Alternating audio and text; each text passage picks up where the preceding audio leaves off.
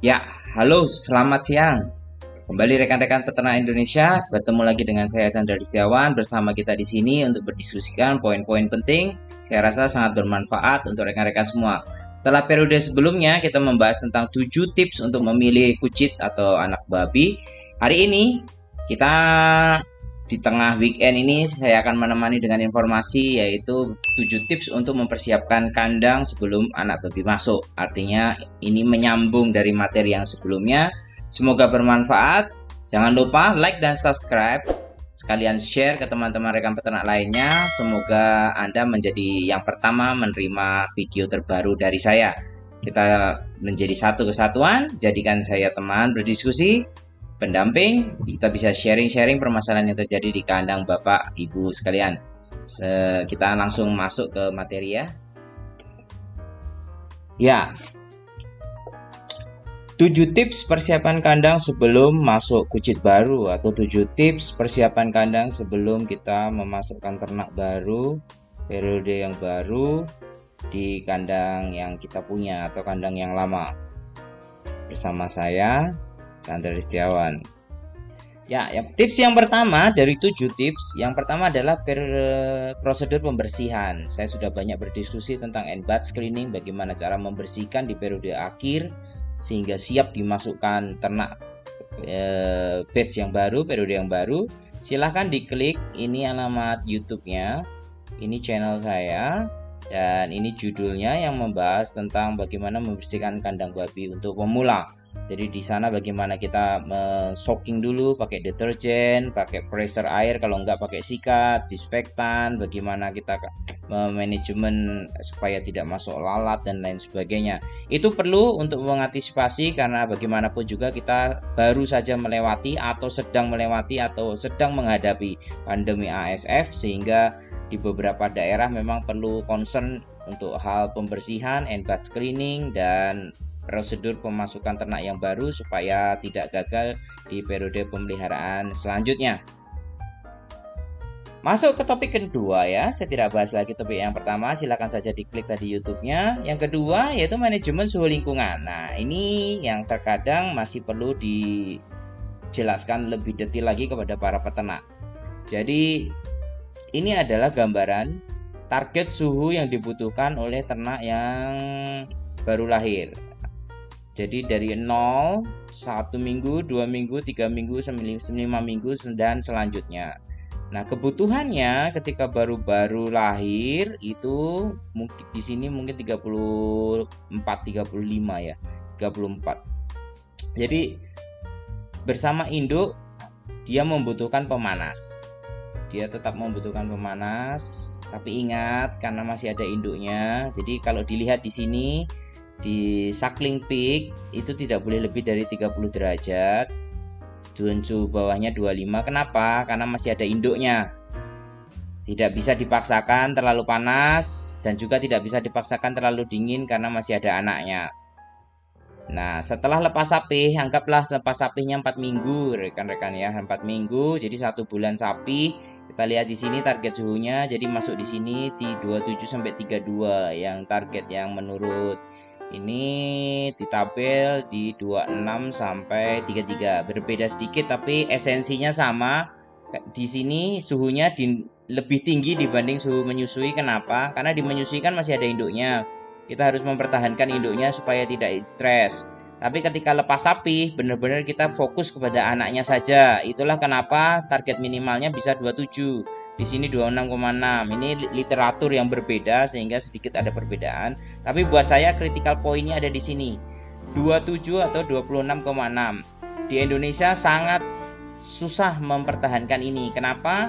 Itu biasanya jam 3 sampai jam 6 pagi itu suhunya sekitar 23-24 kalau ada yang ngecek. Kalau pekerjanya ada yang sholat subuh, silahkan waktu sholat subuh habis itu pasang termometer ruangnya di sana untuk melihat. Kalau yang enggak ya sebelum sembahyang pagi coba cek pagi-pagi sebelum matahari terbit berapa target suhu di kandang, sehingga kita tahu bahwa posisi ternak semalaman itu dia posisinya nyaman atau tidak, kepanasan atau kedinginan itu kita lihat dari target suhunya ini. Kalau masih terlalu dingin kita harus tambah alat pemanasnya, entah boxnya, entah tutup tirainya, entah kita tambahkan jerami, entah tambahkan serbuk gergaji, supaya di pagi hari target 26 derajatnya tercapai. Nah, kalau di sapihan ini biasanya sangat mudah tercapai 33 di siang hari. Biasanya jam 11 matahari sudah terbit, itu sampai jam 2 siang, jam 3 siang itu pun masih panas sekitar 31-32 derajat. Jadi ini tidak akan jadi masalah untuk sapihan di daerah tropis. Tapi ingat, di waktu subuh ini bermasalah, kurang targetnya suhu rendahnya, biar kita harus panaskan dia supaya dapat 27 derajat. Bermain di 27 derajat oke lah. Dengan syarat tidak banyak angin, dengan syarat amoniak bagus, tidak terlalu tinggi amoniak di kandangnya, sirkulasi udaranya cukup. Jadi saya rasa 32 dan 27 itu tipsnya. Jadi ciptakan dulu suasananya yang cocok untuk ternaknya. Jadi jangan ternaknya datang dulu baru dilampuin, terlambat, sudah dingin. Apalagi bapak ibu curi-curi tripnya, ambilnya malam, tripnya ambilnya pagi, subuh, untuk menghindari petugas dari karantina, untuk menghindari petugas dari Balai Kesehatan Veterinary, karena dilarang membawa piglet antar kabupaten misalnya, ngambilnya malam, ngambilnya pagi. Kandangnya disiapin dulu, jangan sampai masuk babi baru dinyalakan lampu, terlambat. Itu bukan big deal lah, uang berapa sih listrik untuk menciptakan suhu yang hangat untuk babi gitu. Jadi alangkah baiknya memang berkorban sedikit di fasilitas, di kos pemeliharaannya, tapi tidak banyak. Silahkan nyalakan aja lampunya, siapkan karpetnya, siapkan tempat tidurnya, baru ternak itu masuk dalam perjalanan. Ini silahkan, target-target ini saya akan bawakan juga ketika diskusi tentang indukan, saya akan bawakan juga ketika diskusi tentang pengemukan. Ini base standarnya seperti ini. Jadi yang kedua, kita harus pahami betul bahwa manajemen suhu lingkungan. Kalau tidak mau beli obat mencret. Jadi saya cukup kesal sampai detik ini masih banyak sekali peternak yang nanya kalau mencret obatnya apa, kalau mencret obatnya apa. Tolong lagi dilihat di kandangnya, sudah benar belum suhunya, sudah benar belum pakannya, sudah benar belum feedernya. Jadi masih banyak yang perlu dilihat sebelum bertanya obatnya apa gitu. Kalau obatnya apa, silakan langsung ke dokter hewan setempat supaya langsung disuntik. Tapi ingat, kalau cara Anda seperti itu, kos pemeliharaannya akan tetap tinggi. Kenapa? Karena Anda bergantung pada antibiotik. Dan di mana di sekarang ini di pakan mulai dikurangi antibiotik, sudah tidak boleh lagi dicampurkan di pakan. Bagaimana kalau Anda memelihara masih bergantung kepada antibiotik? Padahal antibiotik mulai dilarang, jadi harus nyuntik. Nyuntik juga obatnya tidak tersedia di semua tempat. Jadi sekarang mulai arahnya ke manajemen lebih murah dibanding dengan kos-kos pengobatan. Jadi coba dipertimbangkan lagi, apakah akan terus mengandalkan obat untuk menyelesaikan permasalahan, atau Bapak Ibu merubah manajemen supaya ada perbaikan di kandang. Nah, ini contohnya. Jadi bagaimana ada tempat tidurnya, feedernya sudah bersih, ini sudah di end-batch cleaning, ada tirai hijaunya ini untuk mengeblok angin, mau dibuka mau ditutupnya kita bisa kontrol, kapan mau buka kapan mau tutup. Nanti ini ada mat feeding, nanti saya jelaskan di bab berikutnya. Tapi dilihat di sini pentingnya adalah tempat tidur tuh. Ini slot ini ya, semen ya, konkret ya. Ini akan lebih dingin kalau pagi hari dibanding plastik. Kalau plastik kan tidak menghantar panas dan tidak menghantar dingin. Jadi nanti dilihat kalau seperti ini kondisinya, babi akan tidur di atas plastik. Otomatis akan tidur di atas plastik. Dia akan milih tempat. Dia akan di pinggir, di pojokan, di mana tempat yang bisa ngeblok angin. Jadi badannya tidak langsung terkena angin, dia akan cari tempat itu. Nah, terus lantainya dia akan pilih yang plastik. Kalau nggak ada plastik, kurang modal, kita boleh jerami. Kurang modal lagi, nanti bisa pakai kayu bekas, beli apa, yang intinya adalah tidak menghantarkan dingin dan tidak menghantarkan panas dengan cepat, sehingga bisa menahan kehangatan. Ditambah lagi lampu pemanas di atasnya, itu lebih perfect. Ini konkret plastik, juga bisa kandang panggung, bisa dipilih. Kenapa panggung? Supaya berkencing, kotoran kita membersihkan dengan air juga langsung turun ke bawah, sehingga dry clean, bersih tapi kering, bukan bersih tapi basah. Kalau bersih tapi basah akan lebih banyak menyebabkan penyakit untuk ternaknya. Jadi basah itu, air itu bahan bakar untuk mikroba berkembang, patogen berkembang. Jadi usahakan kandang itu kering. Ada kotoran tidak apa-apa, jangan asalkan kering. Lebih baik daripada ada kotoran plus basah, itu akan menjadikan dampak negatif pada ternak. Ini contoh ketika mau manajemen, silakan datang di malam hari, masuk di subuh hari. Bisa on the spot, bisa dadakan, tidak perlu setiap hari, tapi perlu dicek sesekali bagaimana kondisi di malam, subuh, pagi, siang. Jadi semua spotnya kita tahu. Syukur kalau punya CCTV, jadi silahkan dimonitoring sampai di rumah, bisa dilihat cara tidurnya seperti apa numpuk, apa nyaman, apa seperti apa. Jadi jangan sampai kedinginan, habis itu besok diare, bingung nyari obatnya apa. Padahal bapak ibu tidak tahu, babinya nggak nyaman, nggak bisa bobok, capek. Babinya harus berdiri, harus tumpuk-tumpuk, kesakitan, kurang oksigen, dia nanti ada banyak E. coli karena kandangnya basah. Jadi akhirnya babinya banyak sakit. Jadi silahkan dilihat di periode-periode kritis, di jam 3 pagi, jam 6 pagi, terus periode kritis selanjutnya yaitu jam 12 siang, jam 3 sore. Itu adalah titik-titik kritis suhu terdingin dan suhu terpanas di satu hari di siklus setiap harinya di daerah tropis. Silahkan saja dilihat. Nah, ini contoh bagaimana babi tidur, ada makanan tapi nggak dimakan, tidurnya juga mengelompok, bertumpuk. Ini kotorannya juga di sini. Jadi ini bisa menjadikan evaluasi. Babinya tidurnya di sini tapi lampu pemanasnya ada di tengah. Ini lampu pemanasnya sudah ada tapi babinya kurus-kurus padahal makanannya masih ada. Jadi evaluasi bisa datang dari mana saja. Jadi silakan fokus, diperhatikan karakteristik ternaknya, bagaimana dia tidur, kedinginan atau tidak, itu sangat penting. Ya, poin yang ketiga adalah manajemen feeder atau pakan. Feeder itu tempat pakan. Kalau pakan itu yang dimakan babinya. Jadi bagaimana kita memanajemen? Artinya gini, kalau di tempat menyusui dia baru belajar melihat mangkokan, jangan langsung dimasukkan ke feeder yang sebesar seperti ini. Babi juga perlu belajar. Artinya dia tidak pernah melihat barang ini di periode menyusui. Jangan langsung ditaruh di sini, dia nggak bakal tahu kalau itu tempat makan. Jadi harus disesuaikan. Jadi pelan-pelan. Jadi, nah itu tadi kita masuk ini. Kenapa sih ada karpet hitam? Jarang di Indonesia ada yang pakai begini. Bisa dicek di kandang masing-masing. Ini adalah mat feeding, memberikan makan di karpet. Kenapa? Karena prinsipnya babi itu masih seperti anak babi yang sapi, itu masih seperti bayi. Jadi harus, kalau di tempat menyusui dia ada panggilan dari ibunya. Ibunya akan merongrok untuk memanggil anaknya, rok. Setelah itu anaknya bangun untuk dia tahu itu saatnya menyusui. Dia akan bangun akhirnya menyusui. Tapi ketika sudah tidak ada induknya, tidak ada panggilan, tidak ada yang membangunkan, inilah perlunya kita map feeding. Kita datang, membangunkan, sekaligus mengecek ternak itu makan atau tidak, dan pakannya diberikan di karpet. Sedikit saja untuk pancingan supaya mereka bangun. Karena prinsipnya mereka bayi, tidak ada yang menggerakkan, tidak akan bangun. Jadi ini kunci Pak, Bu, di kandang. Supaya jangan memperlakukan anak babi seperti babi dewasa.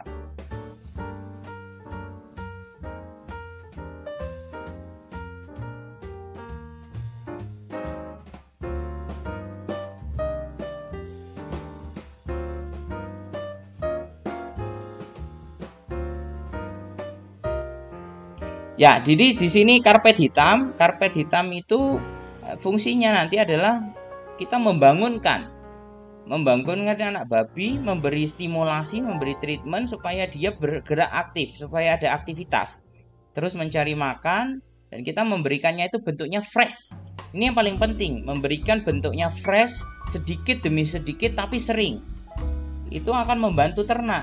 Ketika ternak pakannya tidak terkontaminasi oleh lalat, tidak basah, tidak kotor sama kencingnya dia, tidak kena kotorannya dia. Jadi pakan diberikan, jadi dibersihkan dulu, baru diberikan pakan sedikit saja, sedikit makan, habis makan habis, sambil dibantu sedikit demi sedikit diturunkan di feeder yang besar, supaya dia juga belajar memahami bahwa ini alat adalah mengeluarkan pakan. Sabar Pak Bu, ya memang bisa sih pakai cara cara konvensional asal-asalan taruh aja pakan di sini, kalau lapar juga makan, ya memang begitu hukumnya gitu. Tapi alangkah baiknya kita nggak nyiksa ternak karena kita tidak pengen pertumbuhannya terganggu, kita pengen pertumbuhannya itu optimal, tidak ada grafiknya turun, bobotnya selalu naik dan naiknya itu masuk di target optimal sesuai dengan rekomendasi genetiknya, sehingga kita nanti panennya pun enak. Nah, disinilah pentingnya kita ngajarin, kasih makan di mat, ngajarin bagaimana feeder ini berfungsi sedikit demi sedikit. Nah, ini pengalaman. Kalau satu feeder ini cukup menampung, misalnya satu ini cukup 25 kilo, otomatis 3 tong ini cukup menampung 75 kilo. Nah, 75 kilo ini mbok dilihat, babinya cuma 10 ekor. Satu ekornya makan cuma 100 gram. 100 gram kan jadi sehari cuma 1 kilo. Ya janganlah ini diisi sampai 25 kilo. Janganlah diisi sampai 15 kilo. Cukup diisi 1 kilo aja. 1 kilo dibagi 3 tong. Besoknya 1 kilo lagi. Nanti kalau sehari dia semuanya sudah makan 2 kilo, ya dikasihnya 2 kilo gitu. Jadi mengisi tong ini sesuai dengan kebutuhan maksimal makan 1 hari atau 1 hari setengah. Intinya juga tidak boleh kosong. Artinya kita ngasih makan pagi sampai esok pagi juga harus isi. Nah, itu juga penting menjaga. Ini intinya menjaga supaya pakannya tidak berjamur, pakannya tidak lembab, pakannya tetap crunchy, tetap kriuk-kriuk kalau bahasa orangnya, peletnya itu kadar airnya tetap terjaga sehingga nutrisinya tidak ada yang rusak. Ketika dimakan oleh ternak juga masih aman. Jadi kita mau jaga di situnya. Jangan malas, karyawannya dicek, pekerjanya diajarin. Jangan mau enaknya aja satu karung dibagi 3, 50 kilo langsung masuk 15. Ini mungkin satunya 17 gitu. Dah 3 hari nggak ngasih makan lagi, lah kok enak tenan. Nggak begitu cara ngasih makannya. 1 hari 1 kali ngasih makan, dijaga freshnessnya. Kecuali Bapak Ibu bisa pastikan tutupnya ini rapat, tidak ada tikus, tidak ada bocor, tidak ada uap air, dan kandang tidak banyak disiram. Tapi kalau kandang banyak disiram, uap air akan masuk dari bawah pipa ini, akan masuk ke pipa dan tongnya ini akan jamuran. Jadi perlu dikontrol juga proses penyiraman. Jangan suka nyiram. Babi baru masuk, baru sapih itu 1 minggu bisa nggak disiram. Dorong aja kotorannya ke pinggir. Orang makan baru 100 gram per ekor per hari. Nggak akan banyak kotorannya. Paling kayak kotoran tikus kecil-kecil. Jadi jangan buru-buru nyiram. 1 minggu kasih waktu lah untuk adaptasi dia lepas dari induknya. Tidak perlu banyak disiram. Jadi jaga kehangatan, kebersihan cukup dengan membersihkan dengan cara kering, dipojokkan, taruh di ujung pojok, dan itu juga untuk mengajari supaya kita mau ajari dia, oh di sini tempat untuk buang kotoran, di sini tempat untuk buang kencing, di sini tempat untuk tidur, di sini tempat untuk makan. Itu periode awal perlu sekali diajarkan. Nah, ini contoh lagi bagaimana feeder makanan. Feedernya bisa ditidurin, nanti kalau udah ditidurin dikencingin, kalau udah dikencingin nanti buang kotoran di sini, akhirnya pakannya kebuang. Itu juga perlu dipertimbangkan ukuran feedernya supaya pakan kita juga efektif, tidak banyak yang terbuang. Ini salah satu produk yang ditawarkan dari Goldcoin untuk pakan prestaternya ketika menyusui, dan plus minus 1 minggu setelah menyusui kita pakai prestater 301 kodenya. Terus setelah prestater kita biasanya masuk ke 302 itu bagian starter, bisa dipakai setelah ini pellet full sampai umur 17 minggu. Setelah itu bisa dilanjutkan pakan campur konsentrat 805. Silahkan diorder di sales representatif kami di tiap-tiap area. Sudah siap untuk diproduksi dan di delivery ke kandang Bapak Ibu. Nah, ini tadi map feeding. Map feeding yaitu memberikan makan di karpet. Jadi dituang, habis itu kita mainkan tong bunyi-bunyian supaya anak babi semuanya bangun. Anak babi bangun, habis itu dia akan, prinsipnya anak babi itu penasaran dengan benda-benda yang baru, dia akan samperin, dia akan cium-cium, dia akan dus-dus, nanti dia mulai menggigit. Jadi silahkan pancing saja, stimulasi supaya dia bangun, minum, makan, itu lebih rutin, lebih sering, lebih bagus. Ini ada dituang di sini gitu. Selain itu selain map, mungkin ada permasalahan nanti konsumsi. Kok enggak mau nyampe 100 gram per ekor per hari ya Pak? Itu bisa dengan cara Bapak Ibu bisa dengan cara gruel feeding. Gruel feeding itu memberi makan bentuk bubur. Jadi memberi makan bentuk bubur itu 50% padatan, 50% air. Jadi kalau kita kasih 1 kilo pelet, kita campurkan dengan 7 700 sampai 1 liter air dicampur jadi seperti bubur, nanti diberikan pelan-pelan untuk meningkatkan nafsu makan.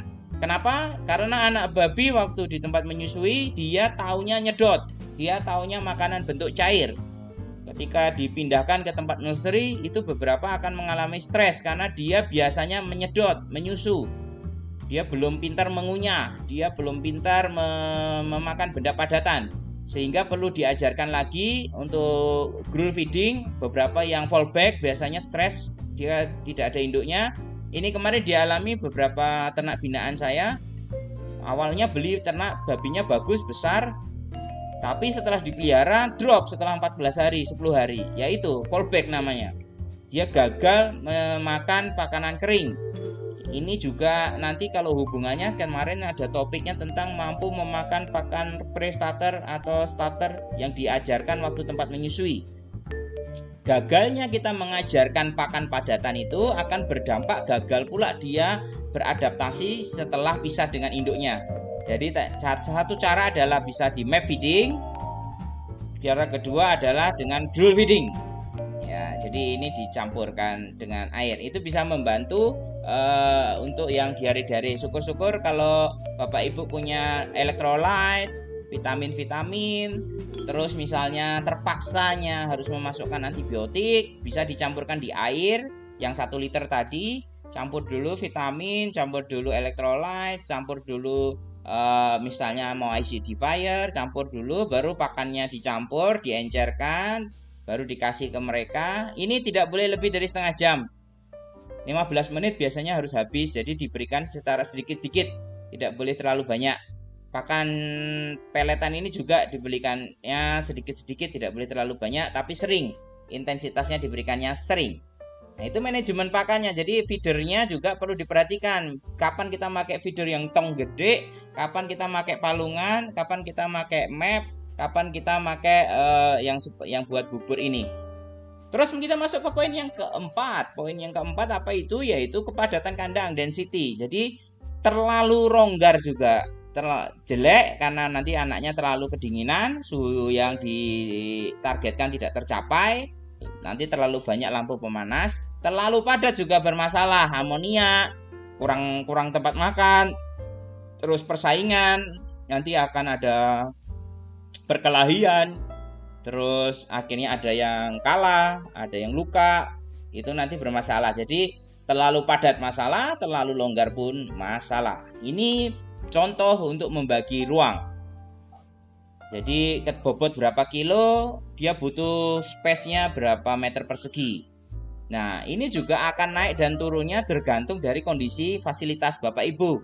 Atapnya seperti apa, sirkulasi udaranya seperti apa, kandang panggung kah atau kandang cor. Itu juga akan membedakan suasana kandangnya panas kah atau suasana kandangnya dingin. Semakin kondisinya panas, semakin penjarangan dikurangi. Jadi meter perseginya tiap ekor semakin tinggi. Nanti semakin dingin boleh, tapi ingat kalau dinginnya di pegunungan, jumlah oksigen untuk per meter kubik udara itu akan rendah di daerah pegunungan. Jadi kita juga tidak boleh terlalu padatkan density-nya. Nanti itu akan membuat sesak. Itu pertimbangan-pertimbangan, itulah gunanya expert, itulah gunanya rekan untuk sharing. Jadi bukan saya mengecilkan antara peternak, diskusi dengan peternak. Ya enggak apa-apa, nothing wrong gitu kan. Tapi alangkah baiknya ketika ada kawin antara akademisi, dosen-dosen, profesor-profesor, peneliti-peneliti, praktisi, terus juga dengan peternak lokal, peternak rumahan yang kecil-kecil. Alangkah baiknya saling berkolaborasi, saling bertukar informasi, karena yang akademisi terkadang juga ilmu lapangnya lemah. Suruh kastrasi gemeteran, suruh nyontek gemeteran, keluar darahnya kalau nyontek. Sama dibalik, kalau peternak suruh presentasi, suruh jelaskan, nggak tahu Pak, pokoknya gini. Kata siapa? Kata mbah saya, kata leluhur saya, kata tetangga saya, kata Pak ini, Pak itu, gitu kan. Itu. Jadi alangkah lebih baiknya ketika memang ada kerjasama, tukar informasi di satu komunitas yang jelas, sehingga perkembangan bisa dimonitoring, kekurangan bisa dievaluasi menjadi lebih baik. Tentu bersama saya dengan lapang dada. Silahkan, nomor handphone saya sudah tertera di banyak channel saya, di page saya. Kita bisa berkontak kapanpun itu. Tapi mohon maaf ketika memang belum reservasi, belum ada penjadwalan, mungkin juga saya slow respon. Karena memang terus terang tinggi antusias peternak. Itulah yang kenapa saya melanjutkan memproduksi video demi video, itu karena saya merasa banyak sekali peternak yang antusias terhadap video-video saya. Setelah ini, jadi kepadatan ini juga perlu dilihat, feedernya cukup nggak, nipelnya cukup nggak, satu nipel untuk 10 ekor. Kalau sebanyak ini harus butuh berapa nipel, terus feedernya, kepalanya dia mau makan gimana. Kalau kita tidak ad libitum, ya jumlah kepala sama panjang palungan harus sama. Tapi kalau ad libitum artinya pakannya selalu tersedia, mungkin bisa setengahnya atau 30%-nya, karena makannya bisa bergantian, karena kapanpun mereka lapar mereka bisa makan. Tapi kalau yang habis baru diisi, kita harus memperhatikan supaya tidak ada kompetisi yang berlebihan, karena nanti saling pukul, baku hantam, rusuh dah.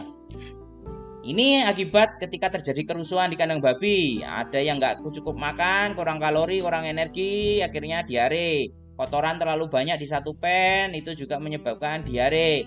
Terus ini yang misalnya ini kalah bersaing, dia infeksi, kena strepto, bisa kena mycoplasma juga, yang itu akan kolap. Ini jaga fallback. Fallback itu gagal, dia gagal beradaptasi, gagal tumbuh, atau kena VC-V2, bisa jadi nanti bisa terdegradasi seperti ini. Jadi temannya tumbuh, dia enggak. Kita sebut ini sebagai waste pig atau babi sampah. Makan iya, tapi daging enggak tumbuh. Nah, ini juga manajemennya, bagaimana babi itu bertumpuk. Jadi kalau terlalu longgar juga. Nah, ini biasanya saya melihat peternak itu satu kali masuk sampai panen ya di situ. Nah, itu yang terkadang waktu kecil dia longgar, waktu gede dia sempit. Jadi perlu disesuaikan antara kecil dan besarnya. Perlu distrategikan ulang, ataupun memang Bapak Ibu silakan sedesain kandang nursery-nya sendiri, kandang penggemukannya sendiri, kandang anakan sapihannya sendiri. Jadi ukurannya itu bisa disesuaikan. Jangan kalau misalnya ini boleh satu kali masuk satu kali panen, tapi harus dipikirkan tentang kepadatan kandangnya. Kalau terlalu padat ya masalah, kurang padat juga masalah. Poin selanjutnya, poin yang kelima adalah all in all out. Bagaimana babi yang masuk itu satu umuran dipanen di waktu yang sama, masuk sama, keluar sama, sehingga kandangnya bisa kosong, bisa dicuci, bisa dibersihkan. Itu namanya biosecurity. Nah, di sini memang penting untuk uniformity. Artinya kalau masuk 10-10-10-nya harus bobotnya harus sama. Minimal sama, naik turun ya, plus minus 5 kilo kalau waktu panen. Jadi ketika kita panggil jagal, ketika 10 ekor kita di awal, harapannya panennya juga 10 ekor. Jangan sampai satu ekornya masih kecilan, masih 60 kilo, nunggu 1 bulan lagi baru panen. Artinya dia tertinggal. Ketertinggalan ini juga kalau dievaluasi tadi, dari ketersediaan feeder, dari ketersediaan pakan, dari suhu lingkungan, itu nanti akan berpengaruh terhadap uniformity atau kualitas panenannya nanti sama atau enggak. Ini channel-channel saya yang membahas tentang biosecurity. Banyak sekali saya sudah diskusi tentang biosecurity, terutama kemarin kita sedang menghadapi pandemi. Kuncinya memang biosecurity. Buat saya biosecurity sampai detik ini masih jadi jawaban, sambil kita menunggu update informasi yang memang legal. Jadi terserah, kalau memang Bapak Ibu misal ada beberapa peternak juga mau gambling, silahkan gambling, tapi saya rasa kemarin banyak kalah. Coba ikut kata saya, mungkin masih pada banyak yang bisa survive, tapi banyak yang main gambling, akhirnya ya rugi, karena memang base teorinya juga belum terlalu kuat. Memang rekan-rekan peternak tidak sabar lagi untuk menantikan ini, tapi mau suka tidak suka, mau tidak mau, untuk industri yang modern, rekan-rekan harus berjalan memulai usaha dari biosecurity. Tanpa biosecurity yang kuat, itu juga Anda seperti membangun rumah di atas meletakkan telur di atas ujung tanduk. Jadi anytime ada angin, anytime ada ombak, anytime nanti sewaktu-waktu ada penyakit, wabah, bukan ASF, nanti ada lagi yang baru. Nanti yang misalnya nih ada ASF, terus ada lagi nanti ASF tipe 2, ASF tipe 3 gitu. Masa ya semuanya mau divaksin? Yakin, banyak banget duitnya. gitu. Jadi memang satu-satunya cara biosecurity. Nggak mungkin mengadakan vaksin. Kalau vaksin sekarang vaksin lah, Mycoplasma, PIV2, PRRS itu sudah ada di pasaran semua. Kenapa tidak dipakai? Ya karena karena ada duitnya. Karena mahal, costnya jadi naik, profitnya jadi turun. Jadi untuk ASF ini memanglah vaksin menjadi jawaban, tapi kalau memang menunggu vaksin saja, tidak ada upaya tentang biosecurity, ya badai kedua nanti datang juga sama saja menjadi kuburan lagi untuk ternak babinya. Jadi biosecurity penting. Saya silahkan untuk dicek lagi poin-poinnya. Ketika memang butuh sesi khusus dengan saya, silahkan hubungi saya, rekan-rekan saya, partner saya, komunitas saya untuk bisa bertemu, kita bikin forum, kita bisa diskusi lebih lanjut untuk biosecurity.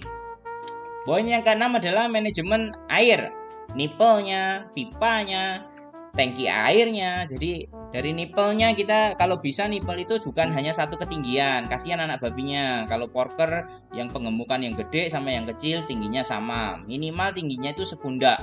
Jadi disetting aja 2 atau 3 titik yang cocok untuk anak babi, sehingga ketika kecil dia ngambil yang rendah, ketika yang sudah tinggi nanti dia ngambil nipel yang tinggi. Ketika dicor di tembok seperti ini bisa dikasih alternatif sesuai dengan tinggi badannya, atau yang adjustable seperti ini bisa dinaikkan dan diturunkan. Yang kedua, saya ingatkan lagi untuk sumber airnya, jangan lupa di treatment klorin, acidifier, mau dikasih acid, mau dikasih apa, treatment, cek E. coli-nya, cek salmonellanya, cek kontaminasinya, jangan terlalu dekat dengan sapi tank, jadi kita harus mengawasinya.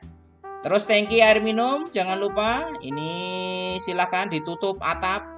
Kenapa? Biar kalau siang hari tidak panas. Kalau panas nanti intake air minumnya turun. Ini minumnya turun, makannya nanti nafsu makannya turun. Nafsu makannya turun nanti juga akan berakibat pada pertumbuhan. Nah, ini lagon tempat kotoran, jangan lupa ditutup karpet. Kenapa? Kalau nggak ditutup karpet, E. coli-nya nyerap semua ke air tanah. Nanti kalau Bapak Ibu pakai air tanah bornya, jangan salahkan nanti kalau air tanah bornya terkontaminasi. Nah, kalau sudah terkontaminasi nanti hubungannya sama pemakaian obat lagi, pakai obat-obat yang antimikrobial lagi, campur air minum, campur WM, duit lagi, kos lagi. Katanya mau untung banyak tapi selalu bertanya obatnya diare apa. Tolong diperhatikan kualitas air minum. Nah, ini air minum ini kalau pakai nipel itu ada namanya satuan tentang airflow, tentang pressure-nya. Jadi kalau 1 menit dibuka harus keluar berapa liter. Anak babi jangan dikasih kencang-kencang, kalau keluarnya terlalu kencang dia kesedak. Kalau udah kesedak dia malas minum, dia tidur, dehidrasi, habis itu diare, dehidrasi, is dead, mati. Jadi tolong diperhatikan nipelnya, jangan babi besar sama babi kecil nipel sama. Pasang valve-nya untuk mengurangi tekanan ketika mau masuk ke nursery. Jadi babi kecilnya supaya dia ringan, mencetnya juga ringan, pakai lidahnya dia ringan, keluar airnya juga slow, dia minumnya enak. Nah, kontrol lagi bak seperti ini, bak pembuangan kotoran, jangan terlalu dekat dengan kandang atau jangan terlalu dekat dengan sumur bor, karena nanti akan menyebabkan outbreak ketika musim kemarau, air akan turun semua, mengkontaminasikan sumber air mata air minum Anda, yang berakibat ternaknya diare lagi, nanti bingung lagi cari obatnya apa. Padahal ini semua karena desain kandangnya sini, lagonnya di sini, terus water drinknya di sini untuk penyerapan, nanti dia sumur-sumurnya sekitar sini. Nah, coba dipikirkan ada nggak resapannya. Kalau terlalu dekat dan tanahnya meresap itu akan berbahaya. Apalagi kalau Anda ambil dari air sungai, nah sudahlah, air sungai ini nanti ada pemupukan dari sawah di atasnya, pasang pestisida, obat racun, ada bangkai yang mati keracunan masuk ke sungai, ya semuanya masuk sehingga bermasalah. Ini yang salah satu faktor penyebaran ASF cepat ini juga ini, karena banyak buang bangkai di sungai, airnya terkontaminasi, masuk kandang, kandangnya terkontaminasi. Nah, yang ketujuh, poin yang terakhir sebelum kita tutup, yaitu adalah menyediakan obat-obat general yang dibutuhkan.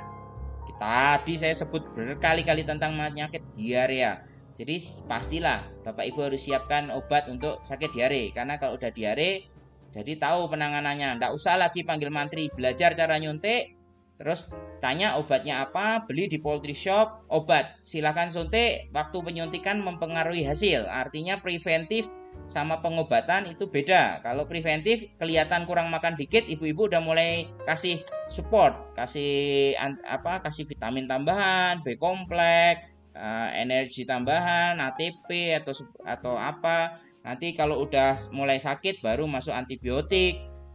Silakan masukkan antibiotik standar. Saya tidak bisa sebut brand di sini kecuali memang ada yang pakai saya sebagai ambasador. Silahkan kalau yang pengen dimarketingkan oleh saya.